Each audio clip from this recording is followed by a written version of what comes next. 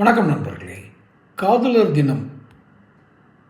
அந்த தினம் கொண்டாடுற அன்னைக்கு அந்த காதலில் இருப்பவர்கள், காதல் அப்படின்னாலே அது பதின்ம வயதில் இருக்கிற ஆண் பெண் இருவரும் உணர்வயப்பட்டு இருக்கக்கூடிய ஒரு உறவு அப்படிங்கிறது இல்லை.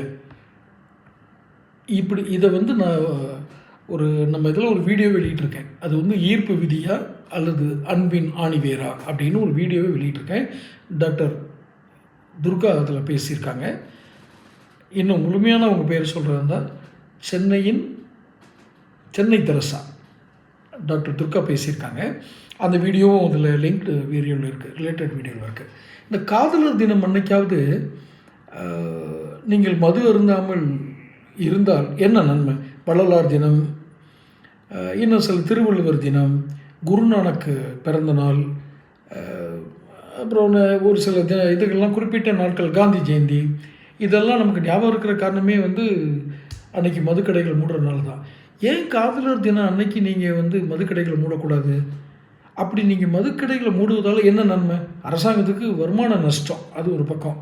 ஆனால் நீங்கள் காதலர் தினம் அன்று அந்த மதுக்கூடங்களை மூடினால்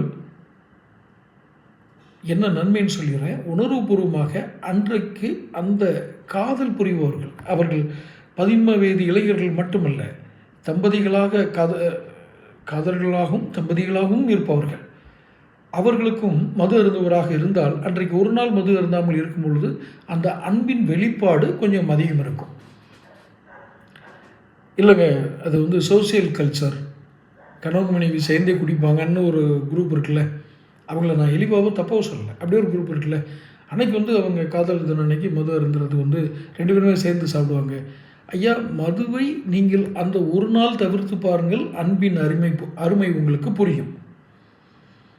அந்த ஒரு நாள் நீங்கள் மது அருந்தாமல் இருந்தால் மது அருந்ததனுடைய விழிப்புணர்வு, மதுவினுடைய விழிப்புணர்வு குறித்தும் உங்களுக்கு தெரியும். அந்த ஒரு நாள் அன்பின் அடையாளமும் உங்களுக்கு தெரியும்.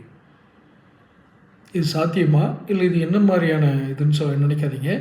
காதலர் தினம் அன்று நீங்கள் மதுக்கூடங்களுக்கு விடுமுறை அளியுங்கள் அப்படின்னு சொல்கிறவங்க ஆம் அப்படின்னு கமெண்ட் பாக்ஸில் பதிவிடுங்க.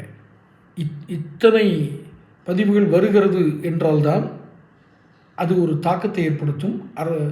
அரசுகளுக்கோ சமூகத்தில், அரசுகளுக்கு ஏற்படுத்துதோ இல்லையோ அதை விட்டுருங்க, அரசாங்கத்தை போய் தடி கேட்கல மேலே இல்லை, ஆனால் சமூகத்தில் ஒரு தாக்கத்தை ஏற்படுத்தும். செய்வீர்களா? உங்கள் பதிலை கமெண்ட் பாக்ஸில் போடுங்க. நன்றி.